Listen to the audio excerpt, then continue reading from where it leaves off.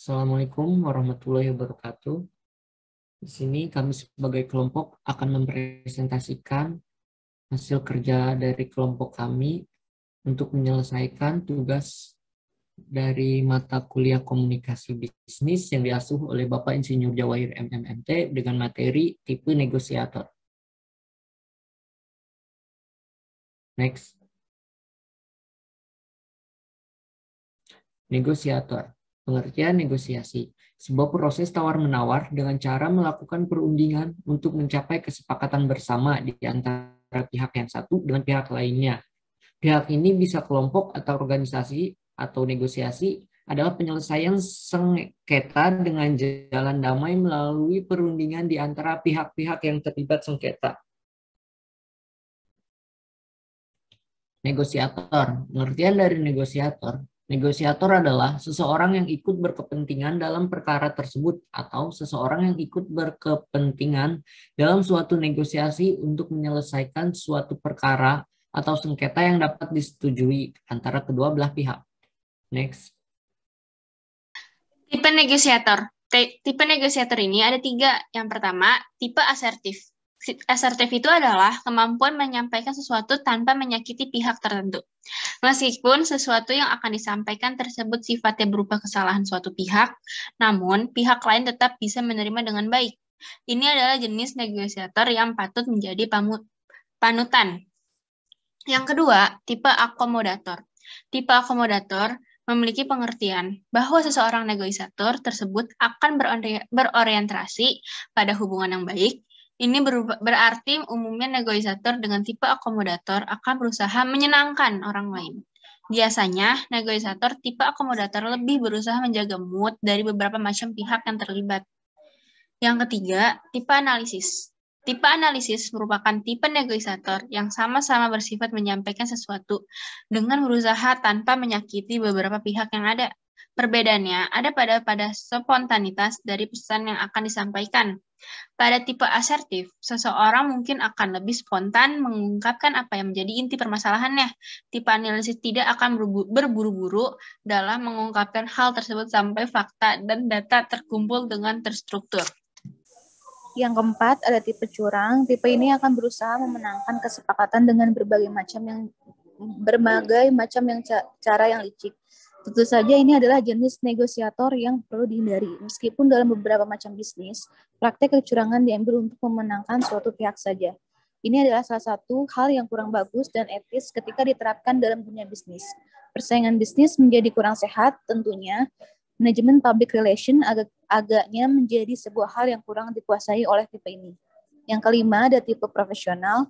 Tipe negosiator dalam komunikasi bisnis ini termasuk bagus dan cocok untuk digunakan manakala ada kesepakatan bisnis yang penting dan perlu diambil. Bahkan, bisa saja tipe ini menguasai komunikasi bisnis lintas budaya yang menjadikan kesepakatan cepat untuk diambil. Yang keenam, tipe bodoh. Tipe yang tidak berusaha memenangkan kedua belah pihak.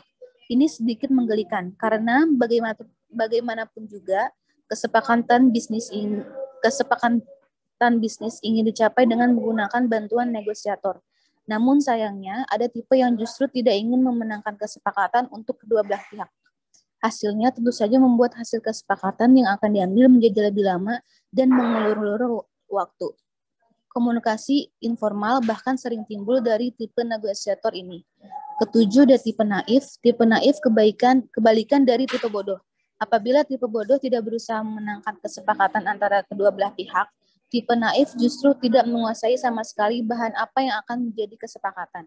Umumnya, tipe naif tidak memiliki posisi netral yang kuat. Ia akan mudah terpancing dengan argumen suatu pihak. Namun, bila pihak lain argumennya ternyata lebih disukai, negosiator ini. Selanjutnya ada syarat menjadi negosiator. Yang pertama, syarat yang berhubung dengan fisik, yaitu kecerdasan. Seorang negosiator yang cerdas akan mudah untuk beradaptasi dan bersikap fleksibel. Dan kecerdasan yang Anda miliki juga akan berkembang seiring dengan banyaknya pengalaman. Yang kedua, yaitu pandai bergaul. Dengan tidak membeda-bedakan golongan dan kelas, seorang negosiator harus pandai bergaul agar proses negosiasi pun bisa berjalan dengan lancar. Selanjutnya ada perhatian. Agar pelanggan merasa nyaman, tentunya seorang negosiator negosiator pun harus memiliki perhatian sehingga negosiasi bisa lebih lancar karena adanya rasa percaya dari pelanggan. Yang terakhir, memiliki rasa toleransi. Seorang negosiator juga harus memiliki rasa toleransi kepada orang lain. Dengan sampai kita berpihak pada pelanggan namun tidak toleran kepada orang lain, jika demikian tidak bisa disebut dengan negosiator yang baik dan handal. Next. Yang kedua ada syarat yang berhubung dengan kepribadian. Yang pertama yaitu jujur. Dalam hal apapun, kejujuran adalah hal utama berlebih untuk seorang negosiator dalam menyampaikan informasi kepada pelanggan. Yang kedua, kreatif dan inisiatif. Dengan kepribadian yang penuh dengan kreativitas dan inisiatif akan membuat segala lebih mudah dan tentunya pelanggan pun akan senang karena bekerja tanpa perintah dan mampu mengatasi masalah sendiri. Yang terakhir ada konsekuen. Maksudnya adalah segala sesuatu yang Anda kerjakan haruslah sesuai dengan ucapan dan kenyataan, sehingga pelanggan akan lebih percaya dan negosiasi pun berjalan dengan lancar. Next. Syarat menjadi negosiator yang terakhir adalah berhubungan dengan pengetahuan. Di sini terbagi menjadi 3. Yang pertama adalah wajib mengetahui tentang negosiasi. Negosiator sendiri harus penting untuk mengetahui apa itu negosiasi karena akan mempermudah dalam mencapai sasaran yang Anda tetapkan sebelumnya. Yang kedua, ada mengetahui tentang lingkungannya. Negosiator sendiri harus paham tentang lingkungannya agar lebih mudah mempersiapkan diri dengan sebaik-baiknya. Yang terakhir, mengetahui tentang kepribadiannya. Tujuan negosiator adalah untuk mengetahui karakter dari calon pembeli dan berujung untuk memenangkan negosiasi. Next. Lalu di sini ada tips menjadi negosiator. Yang pertama, berstrategi. Yang kedua, jangan gampang emosi. Yang ketiga, tanpa debat. Yang kelima, menyimak lawan bicara. Dan kelima, jangan malu bertanya. Next.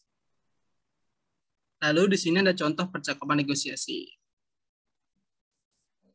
Selamat siang, Mbak. Selamat siang kembali. Maaf, ada yang bisa saya bantu? Saya ingin beli jaket. Ada nggak jaket hitam yang bahan dasarnya dari kain katun?